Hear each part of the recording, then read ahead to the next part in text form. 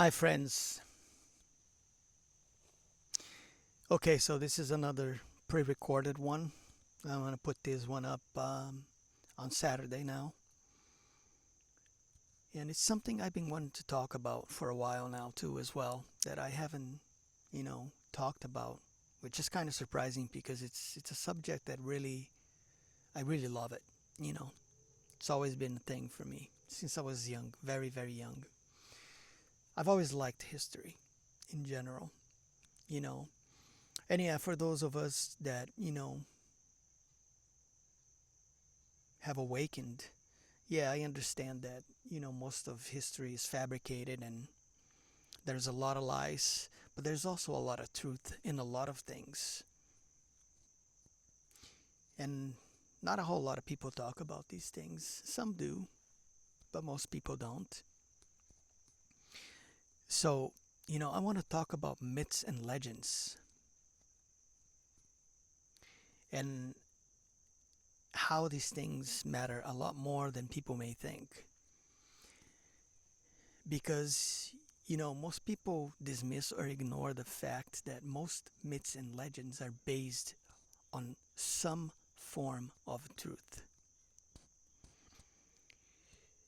Is every myth and legend something that really happened? Of course not. But that doesn't mean that there isn't a lesson there, a teaching with some deeper meaning about humanity and life things, right?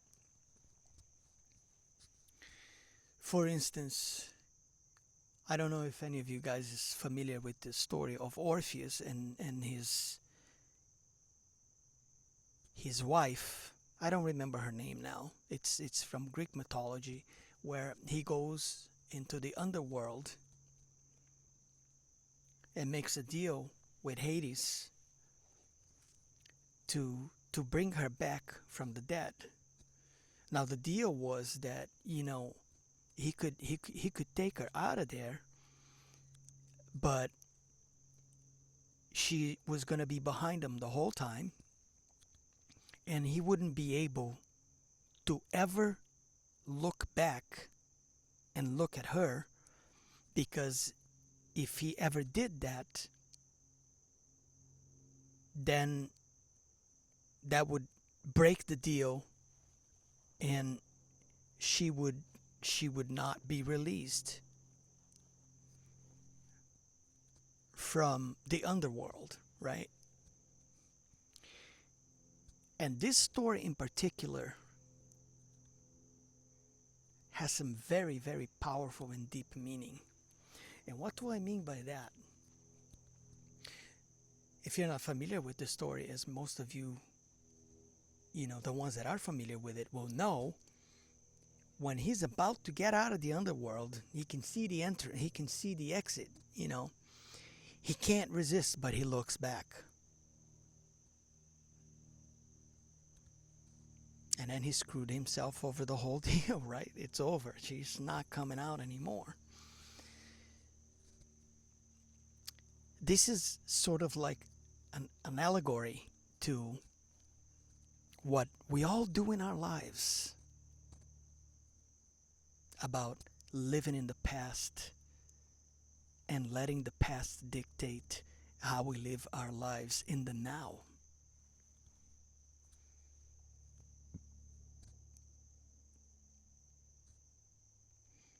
And this is related to, you know, romantic relationships. This is what this story is about.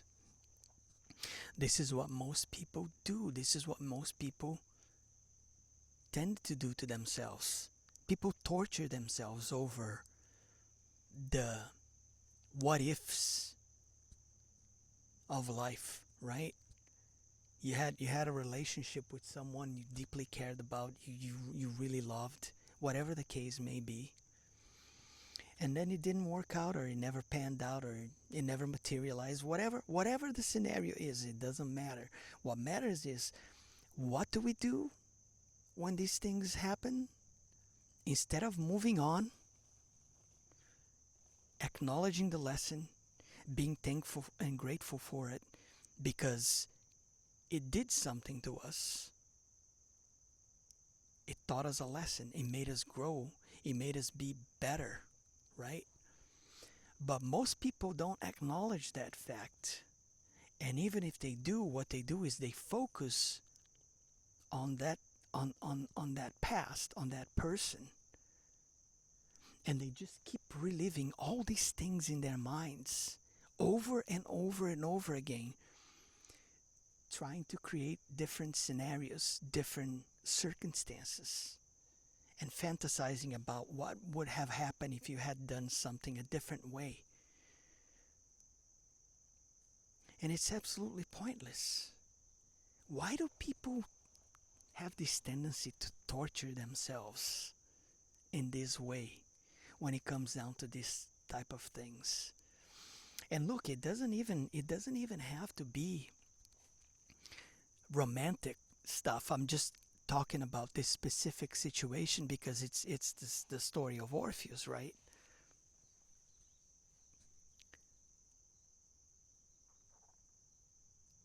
And how he was a very supposedly talented musician, and his music was so divine because he was like a he wasn't a full god, but his father was like a god. So he was like half human, half god in the story. And this is how he does the deal. He goes in there and he plays a song for Hades, and his song is so beautiful that it touches Hades. The love that he poured into that song was so beautiful that Hades was like, "Okay, I'll give you a shot, but these are my terms." And all he had to do was follow the terms, and he would have his beloved, pulled back from the underworld back to life on the other side. But he messed up because he couldn't follow the rules and do what he was told that he had to do. And this is what we all do to ourselves our whole lives. Did you ever notice that? This is what we do to ourselves. We we have this we have this uncanny ability to, instead of moving on from things, learning the lesson and just moving forward.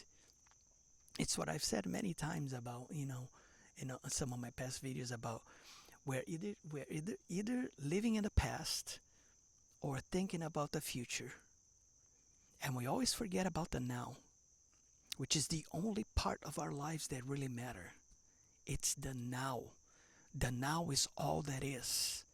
What has been and what will be is of no consequence to your life as of this moment.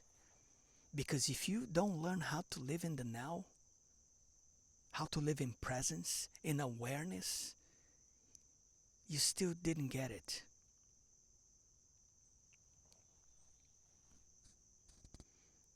And I mean it, okay? You have to learn how to be in the now, how to be here right now. Stop looking back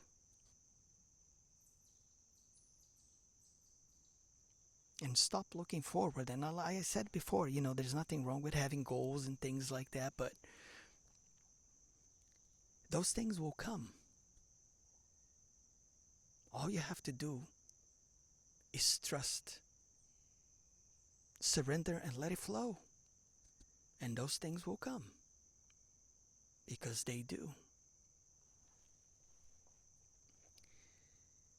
So there are many, many other, myths and legends about all kinds of things,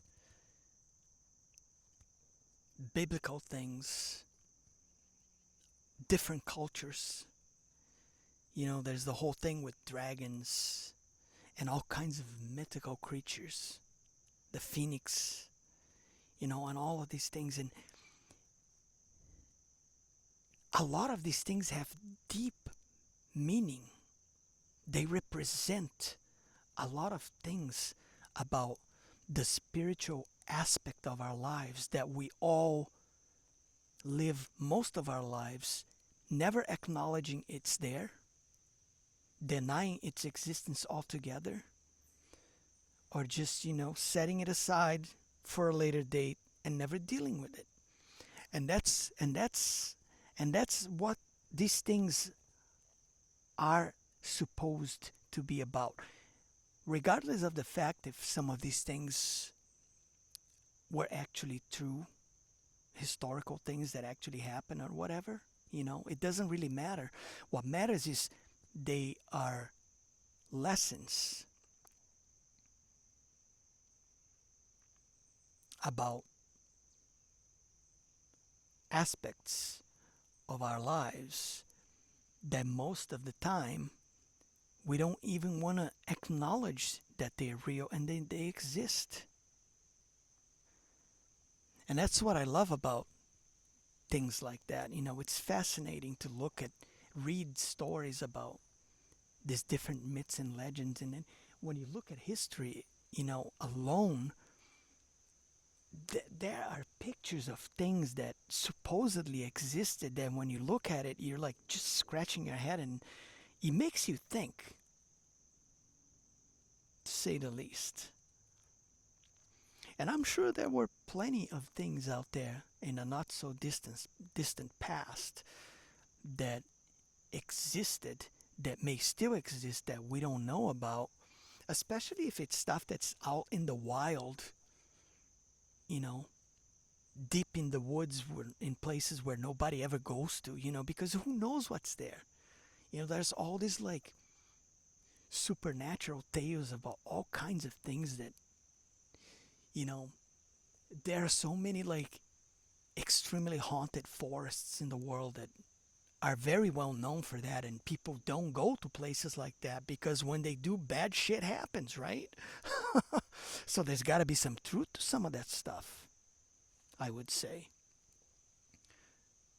Otherwise, weird and crazy things wouldn't be happening in some of these places. Who knows?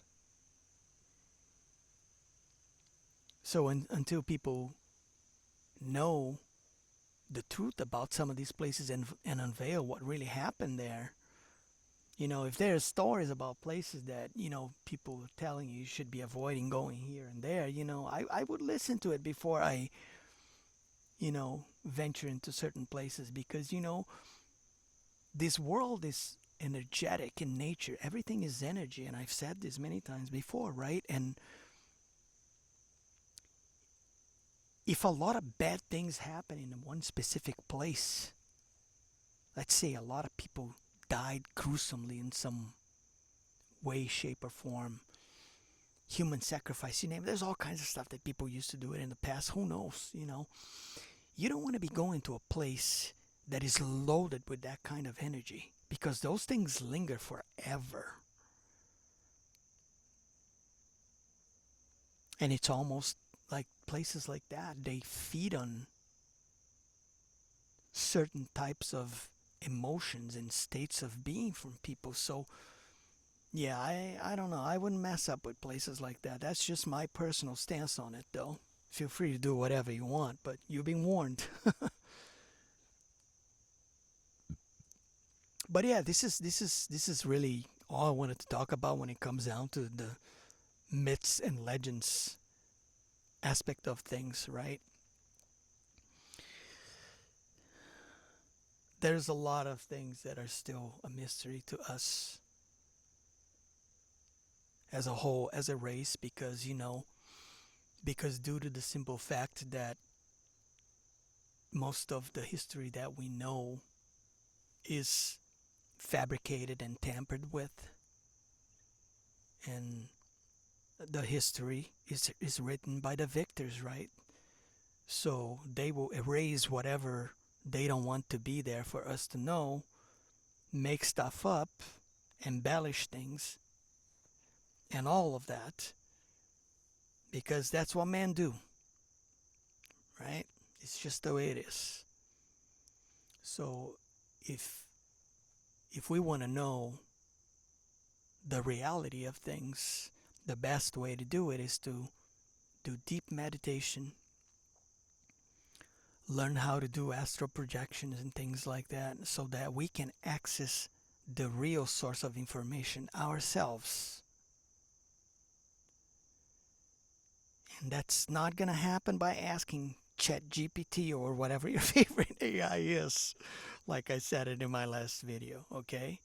Now, don't go that route. Do it the right way. That way you will know for certain from the origin and the source itself, which is within you, inside of you, not outside.